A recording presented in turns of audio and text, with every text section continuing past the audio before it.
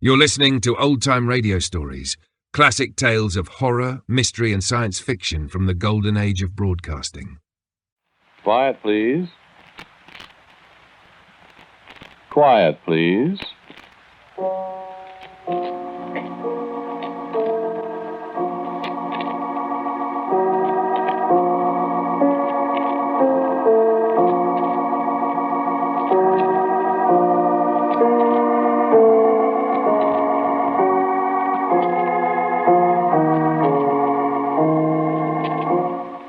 The American Broadcasting Company presents Quiet Please, which is written and directed by Willis Cooper, and which features Ernest Chappell. Quiet Please for today is called Northern Lights.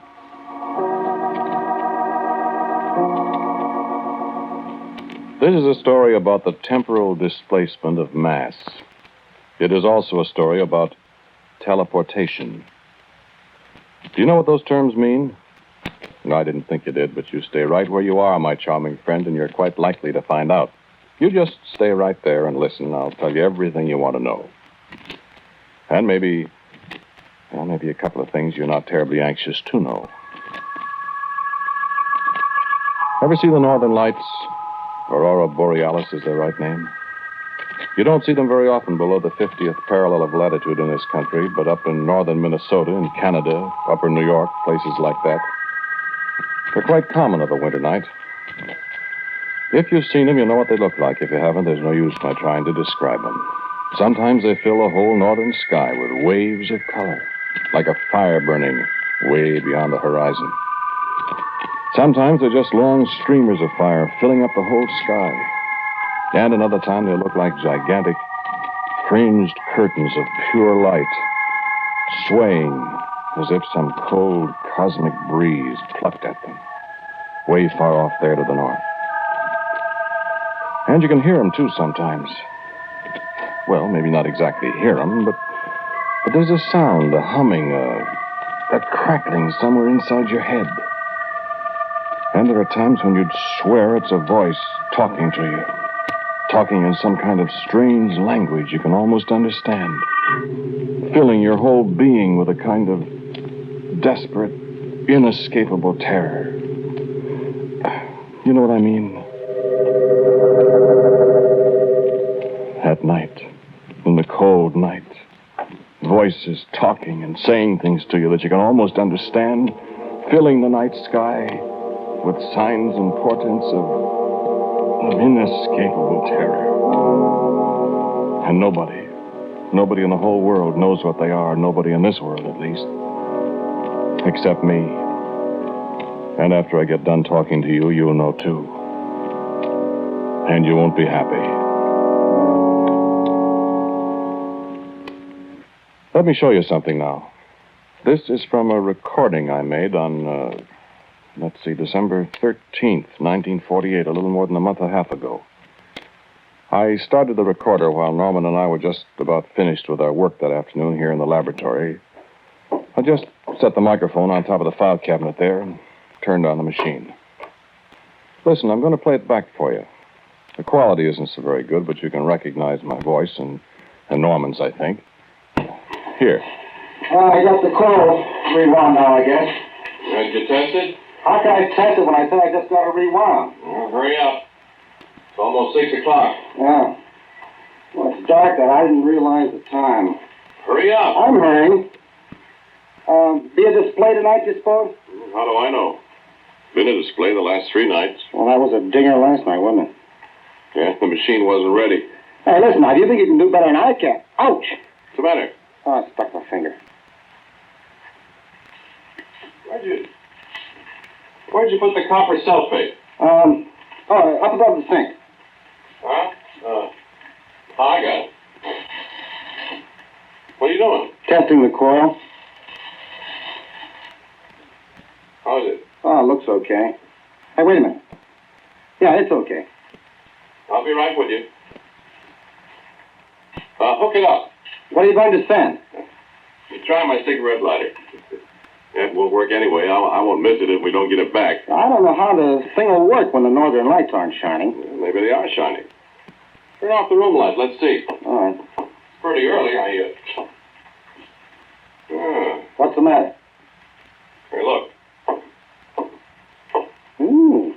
early tonight. Oh, boy, that's fine. The whole sky. Look, blue and yellow. See, I never saw those long fringes before. Never the same. What's that? You turn on the recorder? Yep. Yeah, it's turning over. Let's see. Now is the time for all good men to come to the aid of their party. Now leave it alone. You about ready now? What's funny about the Aurora? Northern Lights? Listen to this What's part funny? closely, friend. Oh, I don't know. Remember what I told you. You can almost hear the darn things. Not hear them, I mean, but it's kind of like somebody talking to you in a language you can almost understand. I don't know. I mean, you ever notice it? Sure. High frequencies, I guess. Something. Awful lot we don't understand. Look, you go over there at the recorder and talk into the mic. Talk what? Well, just describe what happens for the record. I'm no announcer. I know you're not, but just say what you see so we'll have an accurate record. Okay. Now? Go ahead. This is an experiment in the temporal displacement of a solid object. In other words, the first actual demonstration of a time machine, if it works. It'll work all right. Go on. Paul is now placing his old beat-up cigarette lighter on the stage of the hypercucambulator, and he is now setting the microchronometer to determine how far into the future he's going to send the lighter. Well, how far, Paul? 10 seconds. 10 seconds. At the end of that time, if our calculations are correct, and we hope they are, the cigarette lighter will reappear. In that period of time, it will have been into the future. We could send it farther into the future if we wanted to, I guess, but we'd just have to wait that much longer for time to catch up with it and make it reappear. But 10 seconds, well, I mean, we can prove our point by sending it 10 seconds into the future just as well as 10 years ahead, and this way we don't have to wait so long. Hey, how am I doing, Paul? Go into your commercial. When Paul presses the little button, the cigarette lighter will turn to nothing. That's not right. It'll be here, but it'll be 10 Now, seconds listen away. closely, please. Yeah. Well, now, What's going to happen? Mr. Paul McGilligan, a famous mad scientist, is about to press the big old button and send his lighter into the future. You ready, Paul? Here we go. Stand by. Look, Norm. By golly, it is gone. It just disappeared. Bang, like that. Hold your watch up close to the mic, Paul, so it'll record. Yeah. There isn't a sign of the lighter. The little stage on which Paul placed it is empty, and it should appear again in just a second if it really did work. 3, 2, 1. It's back! Hey, it's back, Norm! It worked. We made it. Oh, man, let's see if it's all right. Oh, gee. Oh, Now what? oh, the lighter. Oh, it's cold, Paul. Ooh, here. Take it, Paul. Take it. Oh, it's freezing cold. What do you know? Look, the darn thing's like a piece of ice. Now, where the dickens do you suppose it's been in that 10 seconds? No, wait, friend. That's not the right. payoff You yet. said only in the future. Listen. And time's caught up with it. It's back, but... Hey, Paul, look. Where did that come from? What? There on the stage where the lighter was. Where'd that come from? In the middle of winter. What is it? It's a caterpillar, Paul. A brown and black caterpillar. Where do you suppose it came from? Well, it wasn't there. Was I'll tell you where it came from, Paul. What? It came from the same place where the cigarette lighter went. What? What are you talking about? Well, feel it, Paul. Feel its fur. See? It's as cold as ice, too. A caterpillar.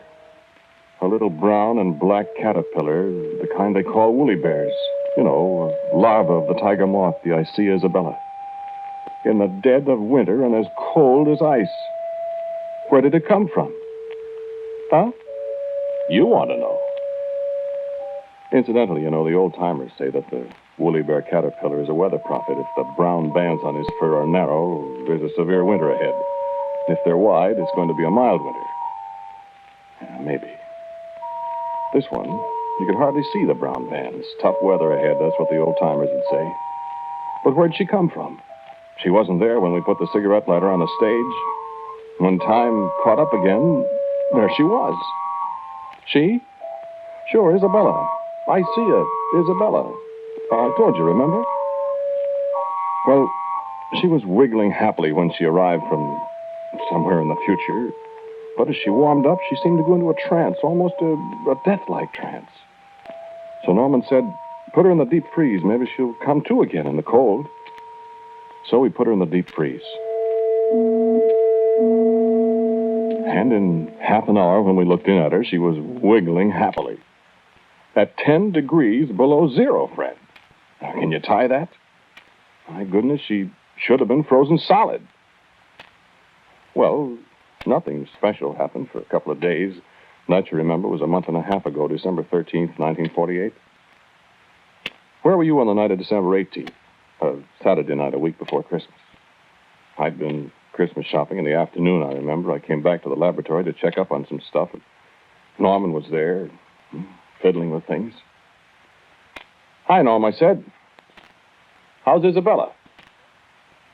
You know something funny, Paul? What's the matter with you? Who, me? You look so pale. You sick? Eat something disagreed with you? Paul, Isabella's singing. Singing what? Isabella's singing? You're dotty. She's singing. The caterpillar's singing. Not tap dancing, I hope. I'm not kidding you. Oh, cut it out. Open the deep freeze and listen. You been at the C2H50H? I haven't had a drink since Thursday night. Well, now, what? Open the deep freeze and listen. No kidding? No kidding. Well, we don't know where she came from. I won't be surprised at anything. Hello, Isabella. Hey, don't do that. What's the matter? Afraid she'll answer me back? Well, I don't know what. Hello, Isabella. I hear you singing. I told you, Paul. I don't hear anything. Now, listen, Paul. I haven't lost my buttons. I've been hearing it all afternoon. I couldn't figure out what was doing it, and then I noticed it was louder alongside the deep freeze here. So I opened it up and stuck my head inside, and it was coming from her. Yeah. What does it sound like, Norm? Well, I don't know. Only it's kind of like A-E-I. A-E-I? Didn't she say A-E-I-O-U and sometimes W and Y? Now, don't rib me. I tell you, I heard it.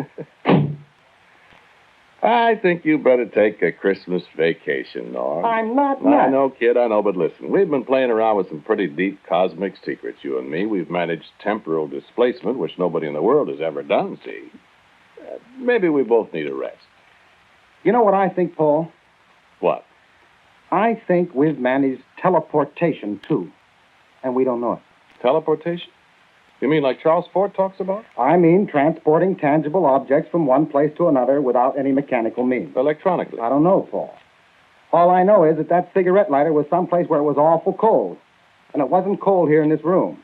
Well, And where did that caterpillar come from? I don't know.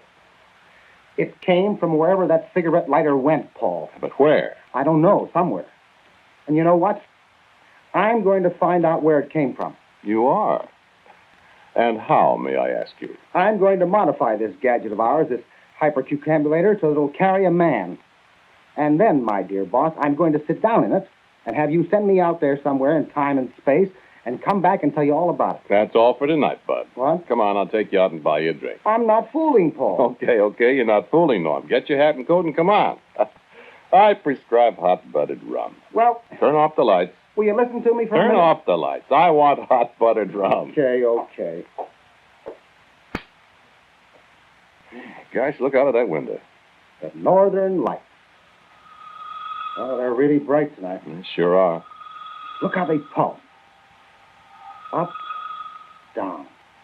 Up, down. Norm, Up. What? look at the deep freeze there in the dark. What about? You see it? Light, Paul. Light. It's I see it, Norm. It's right in step with the northern lights. and the same colors. Red, red. Blue, blue. Up, down. Up, Coming from the deep freeze where our little friend down. Isabella was singing to you. Now, what do Hey, you... Paul, listen. I don't... Listen.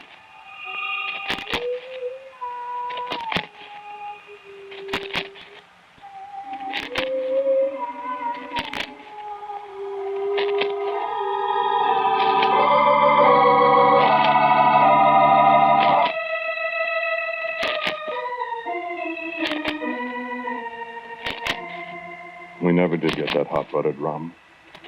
We stayed there in the laboratory for a long time, listening to the voice of the thing in the box, endlessly repeating A-E-I-O-U, the vowel sounds of our speech, and watching the light that pulsed up from the deep freeze in perfect rhythm with the flickering of the northern lights we watched through the window.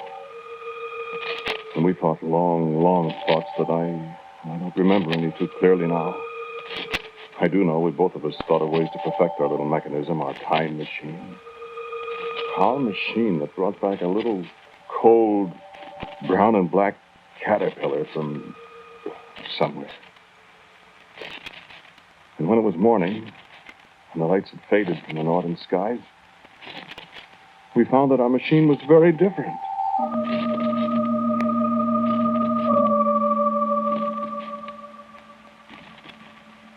The stage where we found the caterpillar was larger now. I had only a vague recollection of what had happened in the night. I said to Norman, I said, what did we do last night? I don't know for sure, Paul. Did we rebuild that thing? Make it larger? I don't know. I think I dreamed I was working on it. I think I hit my finger with a hammer. I see. Thumb's all bruised. Certainly looks it. Well, nobody could have gotten in here. The door's locked. The machine's certainly different. This coil I fixed, look, it's rewound different. Did I do that? My head hurts. Mine, too. Oh, I don't get it. I don't either. I wish I could. Listen, Norm. What? Maybe we did change it. Well, how could we have done all that by ourselves? I've got an idea. What? Why, maybe Isabella helped us. The caterpillar? Oh, Let's see, shall we? Open the deep freeze. Well, I opened it. It was empty. There wasn't any brown and black caterpillar in the deep freeze. We took a flashlight and looked over every inch of it. We stood there and looked at each other for a whole minute. Norman said, well. I just shook my head. We went over and sat down. All of a sudden I said, I found her, Norman. And there she was. There was little Isabella, the caterpillar, crumpled up, stone dead on the floor of the laboratory. And you know, caterpillars have little tiny paws. And one of Isabella's paws was the end of a long piece of wire that ran up to the generator coil. Well, how did she get out? And I said the thing couldn't be opened from the inside. I said it was fastened down tight when I took the lid off just now. But she did get out. Maybe she did help us, Norm, I said. And he just sat there and stared at me. And I got up and put on my overcoat. Where are you going? Where are you going, Paul? I said, I'm going to find out something, Norman. Where I'm going, it's cold, I said. I know that, and I'm going to find out what's been going on and where that caterpillar came from. Norm goggled at me. I stepped on the stage of the machine that was to take me away somewhere in time, in space. I said, Norm, turn it on.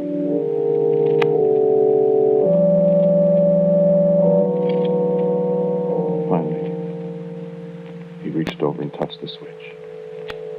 He didn't say a word, and I braced myself.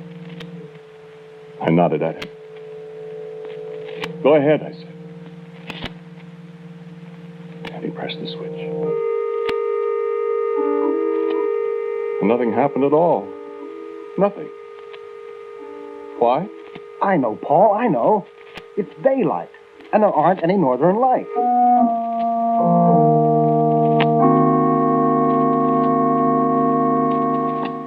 Well, it was just as well. I had a chance to think about it a little, and I realized that just an overcoat wouldn't do me any good where I might be going. And so when it was dark night again and the northern lights were flickering and dancing in the sky, I put on a high-altitude aviator suit that had its own source of heat supply. Norman shook his head as I got back on the stage, nodded for him to press the switch.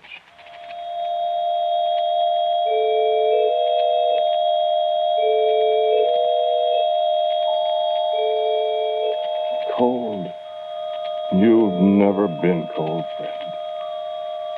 Dark. You wouldn't know how dark it can get. And then I was standing on an immense plain that stretched so far into the distance, a plain of snow and eternal ice. A dead, cold, white world with the blackest sky above me.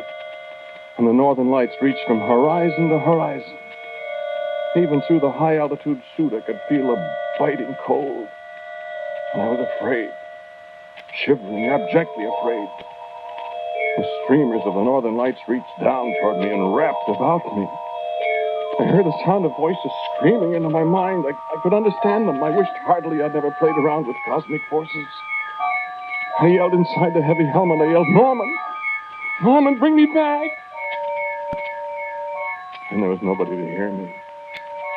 No, I don't know where I was. Another planet. Maybe the North Pole.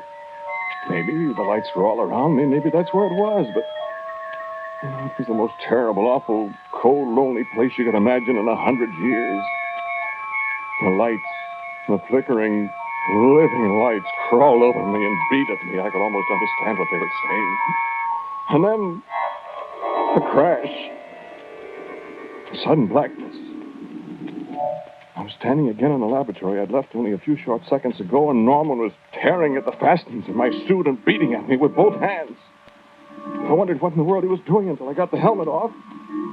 He was brushing caterpillars off me. Thousands of cold, freezing cold, brown and black Isabella caterpillars. I was in bed for a week or more, I don't know how long. Wherever it was I'd been, I'd nearly frozen to death in those short seconds. And at last, I was able to come back to the laboratory. I sat there that night with Norman. And outside the windows, the northern lights were brighter than they'd ever been before. Purple, green, yellow, black lights even. And there was a new rhythm tonight. A kind of code, almost words, thoughts, not quite formed and yet curiously disturbing. Norman, though, didn't seem to be as disturbed as I was. He just sat quietly and looked at me. Where did those caterpillars come from, Paul? I don't know. Where I was, that's all I know. Did they attack you, or? I don't know. They came from the lights. The lights? The northern lights. Where are they, Norman? The caterpillars? Yes. Where are they? In the deep freeze, where Isabella was. Poor Isabella. What's the matter with you, Paul? I'm listening. Listening to what? Don't you hear them? I don't hear anything. Don't you? I don't hear anything. Well, listen. Listen. I don't hear anything. Turn on the recording machine. I want to see if we could pick up their voices. There isn't anything, Turn it Paul. on. Turn it on. I want a recording. Quick. Quick, Norman. They're talking to us.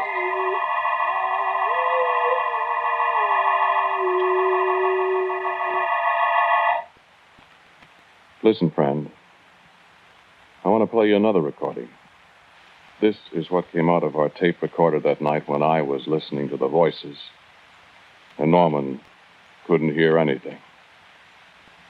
Just listen.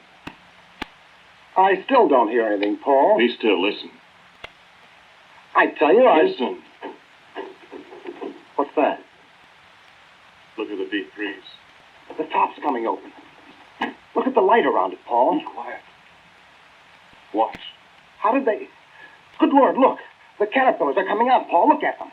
There's millions of them. Be still, Norman. But Paul, your voice. Be still, I said.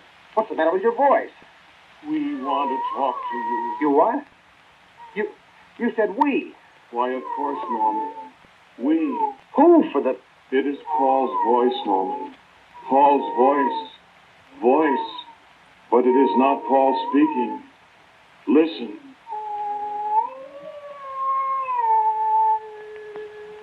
We speak to you. Paul. Not Paul.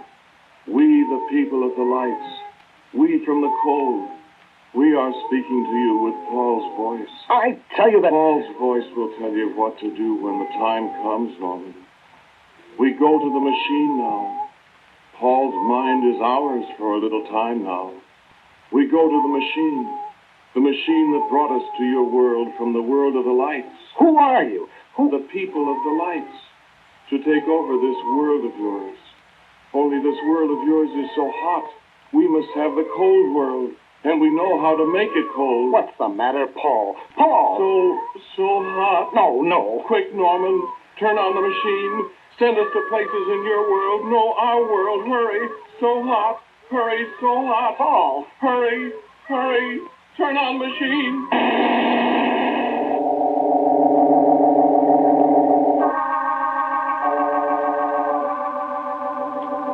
That's the end of the recording. No, I don't know. I don't have any recollection of it at all. But the recording's there, isn't it? That must be what happened. Anyway, when I woke up, Norman was gone, and there were no caterpillars in the place here. And our machine that took people and things away into time and space, was wrecked. I don't know what became of it. You heard what they said about my voice. They're going to take over this world and make it a cold world, like the one they came from. Whatever that is, and wherever they went. No, I don't know where they went, where the machine sent them. I do have ideas. Yes. Are you cold? It's freezing in here. And just for example, you read the papers? Look at the newsreels. Did you see the pictures of the snow in Los Angeles? In subtropical Los Angeles, where it hasn't snowed for so many years? I wondered about it, too. I wonder if anybody saw any brown and black woolly bear caterpillars in Los Angeles. Larvae of the tiger moth I see, Isabella.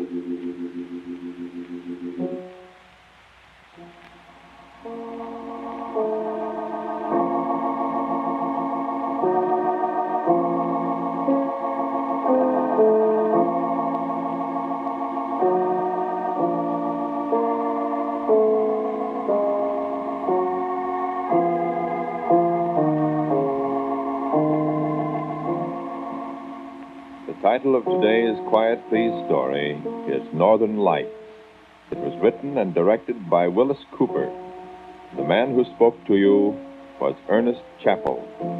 And my laboratory assistant, Norman, was played by Dan Sutter. The voices of Isabella and her friends was that of Cecil Roy. As usual, music for Quiet Please is played by Albert Berman. Now, for a word about next week, our writer-director, my good friend Willis Cooper. Thank you for listening to Quiet Please. For next week, I have a story for you that comes from the steel mills out South Chicago way. It's called At the Heat, Bogdan.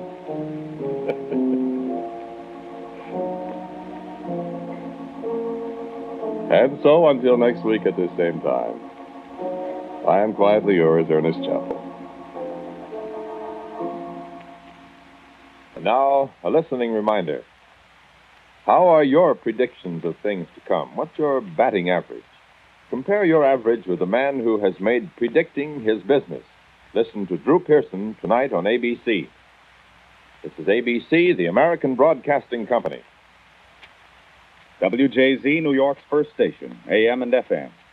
Stand by now for inside news and startling predictions by Drew Pearson, one of the most famous reporters in America. See the amazing new Benrus Endurable Watch. Stronger, really shock-resisting. Thanks for tuning in to Old Time Radio Stories. Follow us for more timeless tales and get full video episodes plus bonus content at patreon.com/The Forbidden Knowledge Network.